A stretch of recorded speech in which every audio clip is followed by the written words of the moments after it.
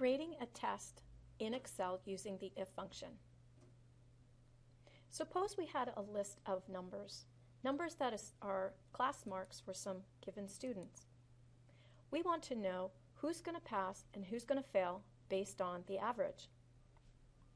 When I type in the equal sign and the word I, F, and open the brackets, you can see how there are three variables associated with this if function. Before I go any further with creating that formula, we need to talk about the logical test operators and what they are and what their symbols are. I know you're more than familiar with some of them, like the equal sign, less than, and greater than, but we need to be reminded of the less than or equal to symbol, greater than or equal to symbol, and this is your not equal to, the less than symbol and the greater than symbol together. So when we're creating an if function statement, we need to be aware of those three variables: the logical test itself, the value if true, and the value if false.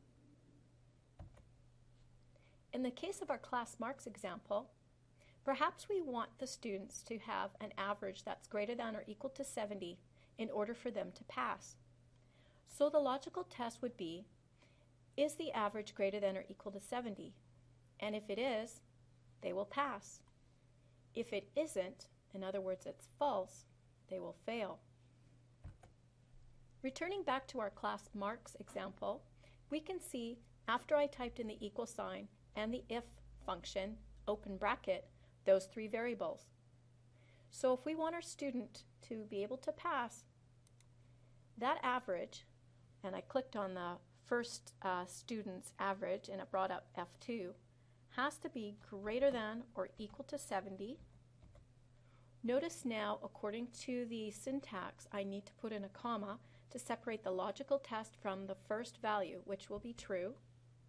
We don't need to put the square brackets around value if true, but because we want to have pass as the text answer to this formula, we have to put double quotation marks around the text string.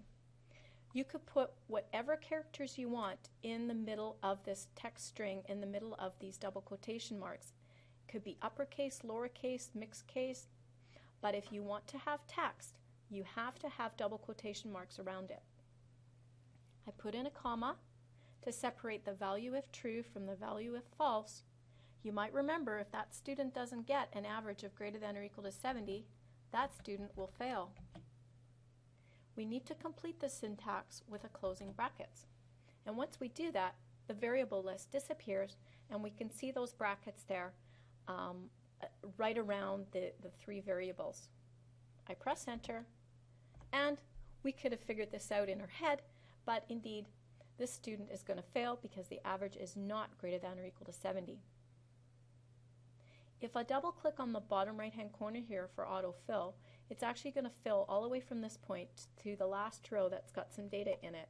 I can certainly just single click and drag down, but if I double click, it's going to repeat and copy that formula all the way down.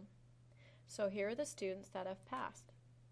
And of course those students have a mark of their average greater than or equal to 70. Suppose though I truly want to have three different types of standing, where I have honors, pass, and fail. Honors representing 85 to 100, pass is 70 to 84, and fail is 0 to 69. I will need to have two tests. So we're first going to need to test to see if the average is greater than or equal to 70. And if it's not, we're going to have a fail. If it is greater than or equal to 70 as the average, we're going to test further. And so this side here is going to be my true side, and over here is going to be my false.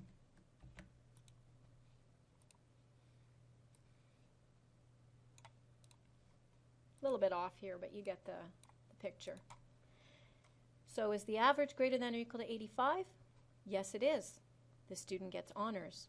If not, the student will pass.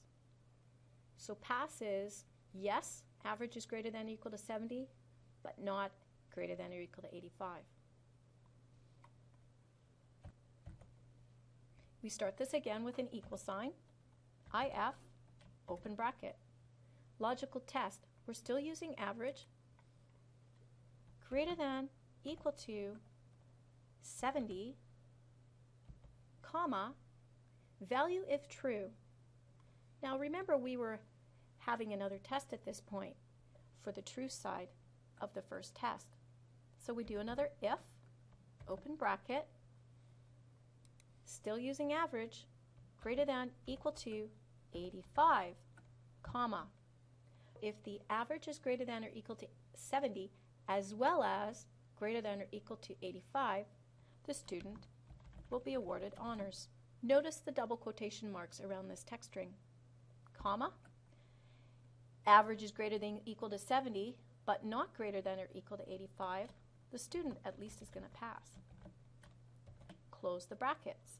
Notice the brackets around this last test and its value if true and value if false. When I do a comma here, this is actually the separator between the first logical test and true, and now we're into the false of that first test. Remember, if the student did not get an average greater than or equal to 70, they're going to fail. Close the brackets. When I press enter, we still have our first student failing, but now let's see if we have anybody who's going to have honors. And we have no honors here because none of the students got 85. So why don't we help some of them along here? We'll say phys ed should have been 100, and now we have honors for Bob. As a review, when we go back to our logical test, it's smart to do a flow chart when you're combining more than one logical test inside of another. It's called a nested if in some books. But just remember, if you need to test more than once, every time you're testing, you're putting in another if statement. And your basic if statement is logical test, true side on the right arm, false side on the left arm, and what do you want as the value if true? What do you want if the value is false?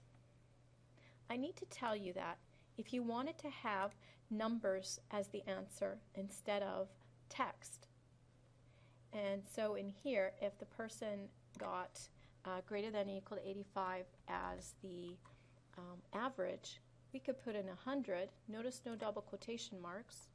Let's just say 70 for our past people, and dare I say 0 for our people who unfortunately need to try again. You can see how I don't have double quotation marks around the numbers because they're not text strings, and then I'll just simply double click to fill it all the way down.